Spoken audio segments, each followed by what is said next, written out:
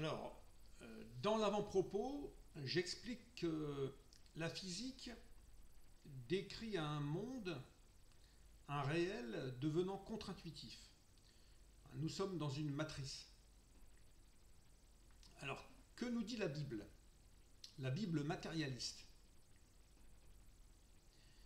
Jésus déclare: qui me voit, voit mon Père. Jésus se montre lui-même charnellement et il se dit fils de l'homme et fils de Dieu. L'homme est Dieu. Jésus déclare également: mangez ma chair. Alors, plus matérialiste que ça, c'est difficile. Manger ma chair signifie que la prédation, la faim, c'est de l'amour primitif. Le prédateur aime la proie. Bon, la réciproque, ça se discute. Mais la faim, c'est de l'amour primitif, c'est de l'amour organique. Alors vient ensuite le sexe. On dit faire l'amour, hein, même si c'est purement charnel. Alors, ensuite vient l'état amoureux qui est lié à l'élément eau, hein, c'est-à-dire la vie émotive. Il faut penser à Narcisse, au déluge, au mythe de l'Atlantide. Jésus, qui est l'image charnelle du cœur, sublime la vie émotive en joie, hein, il transforme l'eau en vin. Le vin qui figure à l'église, le sang, hein, le sang qui irrigue le cerveau.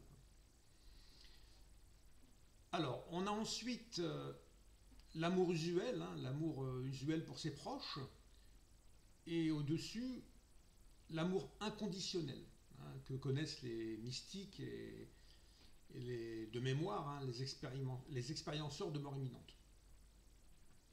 Alors, le matérialisme de la Bible est manifeste également par le bâton d'Aaron, qui préfigure l'homme nouveau à venir, hein, qui est tenu par Moïse, l'homme ancien.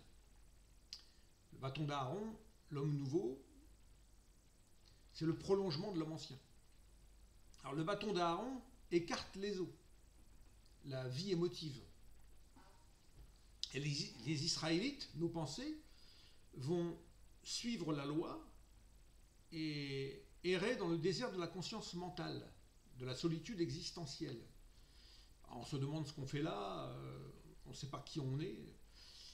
Alors c'est figuré également par la nuit de l'âme de Jacob, la nuit de l'âme qui représente la vie entière. Alors les Israélites, nos pensées doivent investir le royaume des cieux intérieurs, qui est figuré par Jéricho. Jéricho qui est entouré par les remparts des idées reçues, des dogmes, des croyances, et qui doivent s'écrouler. La loi est bannie du royaume intérieur. Moïse reste au dehors. C'est saint Augustin qui dit « aime et fais ce que tu veux ». Hein, ça correspond à ça. Alors Jésus, d'ailleurs, commence la parabole du bon samaritain par un homme descendait de Jérusalem à Jéricho. Jérusalem, c'est la ville des trois monothéismes et des athées. C'est la ville du chaos, de la confusion, de la dispute. Donc sur le chemin de sa vie, qui va de Jérusalem vers Jéricho, c'est-à-dire de la vanité vers l'humilité, l'homme blessé est délaissé par les intellectuels, un lévite, un prêtre, mais il est aidé par un bon samaritain, hein, qui voyage librement. Alors, en n'oubliant pas ce que nous dit la physique de la matière et de notre réel, on continue avec le matérialisme de la Bible en mentionnant le buisson ardent, qui figure l'homme nouveau, atemporel, qui rayonne et qui enseigne à l'homme ancien. On constatera aussi le matérialisme dans le temple. Dieu habite un temple. La tente du rendez-vous, l'arche d'alliance, une colombe. Chaque fois qu'il est possible, le mot Dieu est associé à la matière.